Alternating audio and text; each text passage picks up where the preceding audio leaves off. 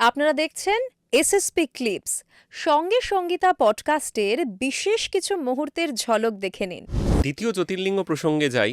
মল্লিকার্জুন। মল্লিকার্জুন অর্থাৎ এই জ্যোতির্লিঙ্গের অবস্থান কিন্তু ভারতের দক্ষিণ ভাগে, বর্তমানে অন্ধ্রপ্রদেশের মল্লিকার্জুন শ্রীশৈলমে। অর্থাৎ এই শ্রীশৈলম আমাদের পুরাণে শ্রীপর্বত বলা হয়। এই শ্রীপর্বত যেরকম একটি 51 সতীপীঠ, আবার এই শ্রীশৈলম একটি 12 জ্যোতির্লিঙ্গের একটি। এইখানে কিভাবে শিব এলেন সেই গল্পটাও অনেকটাই সর্বজনবিদিত। সেটা হচ্ছে কার্তিক এবং গণেশের বিয়ের গল্প।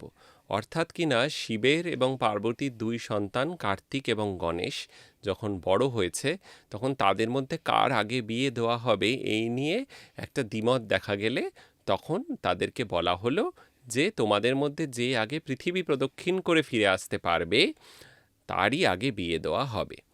গণেশ তো বেশ বিষাদে পড়ল। তার কারণ হচ্ছে এই বিপাক থেকে কিভাবে তিনি বেরিয়ে আসবেন। তার কারণ কার্তিক বেশ একটা যুবক ছেলে এবং ময়ূর তার এবং বাহন। তার ময়ূর তার বাহন। এদিকে গণেশ তো নিজেই এত খাওয়া দাওয়া করেন, তার অত বড় উদর, সেই উদর নিয়ে ওই ছোট্ট ইঁদুর নিয়ে তিনি কিভাবে আর পৃথিবী প্রদক্ষিণ করবেন। যাই হোক, কার্তিক তো বেরিয়ে গেলেন পৃথিবী প্রদক্ষিণ করতে। গণেশ ভাবতে থাকলেন কি করা যায়। কিন্তু গণেশের যা বুদ্ধি, সেই বুদ্ধি কিন্তু এবারে টেক্কা দিল সবাইকে। তিনি কি করলেন, তার পিতামাতাকে এক জায়গায় বসিয়ে তাদের পূজা করে 3 বার তাদের প্রদক্ষিণ করলেন। দিয়ে শিব এবং পার্বতীকে বললেন, এবারে আমার তাহলে বিয়ে দাও। তখন তারা বললেন, কই, তুমি তো পৃথিবী প্রদক্ষিণে বেরোলেই না।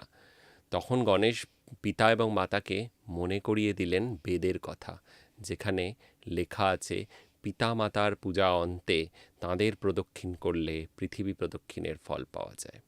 বেদকে তো অবজ্ঞা করা যায় না। তখন হরপার্বতী ঠিক করলেন গণেশের বিয়ে দেওয়া হবে। কার্তিক তখনও অর্ধেক পৃথিবীও প্রদক্ষিণ করেছেন কিনা আমার জানা নেই।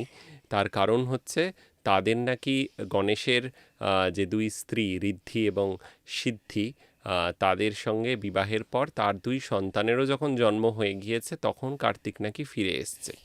এবং শ্রী ও সমৃদ্ধি মনে হয় তাদের 2 সন্তানের নাম। শুভ লাভ মনে হয়। হ্যাঁ, আবার মতান্তরে শুভ এবং লাভ। এবার যখন কার্তিক ফিরে এলেন, তখন কার্তিকের মাথাকে এক কথায় ব্রেন ওয়াশ করার জন্য পুরাণে এক চরিত্র বরাবর ছিলেন। তার কথা আমরা আরও অনেকবার শুনব জ্যোতির্লিঙ্গের গল্পে। তিনি হলেন নারদমুনি। তিনি বললেন, দেখলে তো, তুমি যেই গেলে পৃথিবী প্রদক্ষিণে, সেই অবস্থাতেই তোমার মা বাবা গণেশের বিয়েটা দিয়ে দিল। কার্তিক গেলেন মহারেগে। তিনি তখন কি করলেন, তিনি রেগে গিয়ে পিতামাতাকে প্রণাম করে কৈলাস ত্যাগ করলেন। বললেন, আমি চললাম ক্রৌঞ্চ পর্বতে, সেখানেই আমি থাকব, উত্তরে আমার কোনো অবস্থান হবে না। উত্তরের কৈলাস আমি এই যে ত্যাগ করছি, আমার বসবাস দক্ষিণেই হবে।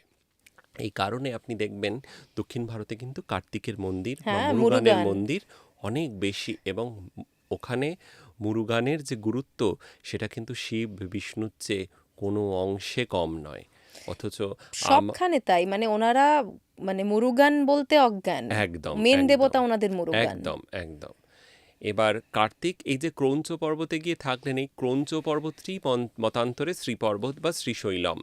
এবার তাকে খুঁজতে পিতামাতাও কৈলাস থেকে রওনা দিলেন যে ছেলেকে ফিরিয়ে আনতে যাব, এবং তারা সেখানে গিয়ে পৌঁছলেন।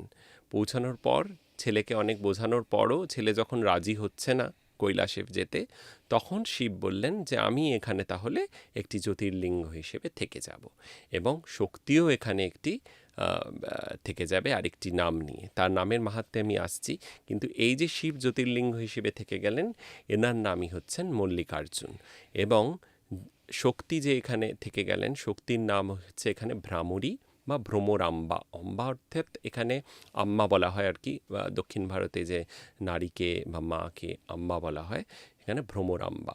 অর্থাৎ এই নামটা আবার কেন এলো, ভ্রমর বা ভ্রামরী, এই নামটা কেন এলো, সেটাও একটা মানে ঘটনা রয়েছে। ওই ক্রৌঞ্চ পর্বতের কাছেই আবার একটা ভয়ানক অসুর বসবাস করত। তার নাম হচ্ছে অরুণাসুর। এই অরুণাসুর আবার ছিল ব্রহ্মার বলে বলিয়ান। অর্থাৎ ব্রহ্মা তাকে এমন বর দিয়েছে যে কোনো 2 পেয়ে জীব বা 4 পেয়ে জীব বা কোনো মানুষ বা দেবতা বা যক্ষ অসুর কারো হাতে নাকি এর বিনাশ হবে না। কি করা যায়? তখন দেবী ভ্রামরী নিজের শরীর থেকে নানা ধরনের কীটপতঙ্গ, মাকড়সা, মশা, মৌমাছি সব কিছু ছাড়তে থাকলেন, এবং ওদের যে এই যে গুনগুন ভ্রমরের শব্দ হতে থাকলো, সেই মশা মাকড়িগুলি গিয়ে আক্রমণ করলো অরুণাসুরকে, এবং অরুণাসুরের বিনাশ হলো। আবার এই পোকাগুলি ফিরে চলে এলো দেবী পার্বতীর শরীরে। এই যে গেল আর এলো গুনগুন শব্দে, এই থেকেই দেবীর নাম হয়ে গেল ভ্রামরী। ভ্রামরী। এবং এই ভ্রামরী শক্তিপীঠ এবং মল্লিকার্জুন জ্যোতির্লিঙ্গ একদম একই জায়গায় অবস্থিত, দুটি পৃথক মন্দির। শ্রীশৈলম পর্বতে গেলে এদের দর্শন পাওয়া যায়। আর শুধু মা বাবা নয়, ভাই গণেশও কিন্তু সেখানে গেছে, এবং গণেশ সেখানে সাক্ষী গণেশ হিসেবে কিন্তু প্রকট হয়েছে। এবং তার একটা বড় কাজ হচ্ছে কতজন ঢুকলো শ্রীশৈলমে এবং কতজন বেরোলো তার হিসাব রাখা, এবং তাকে হিসাবরক্ষক গণেশও বলা হয়।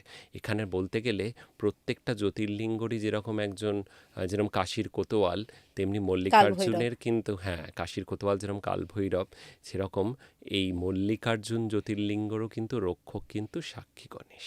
আচ্ছা, তার মানে ওনারও দর্শন করতে হবে ওখানে গেলে। সাক্ষী গণেশকে আগে দর্শন করে তারপরেই কিন্তু শিবশক্তিকে দর্শন করতে হয়, নয়তো শ্রীশৈলম জ্যোতির্লিঙ্গের সম্পূর্ণ ফল পাওয়া যায় না। ভিডিওটা ভালো লাগলে চ্যানেলটা সাবস্ক্রাইব করতে ভুলবেন না যেন।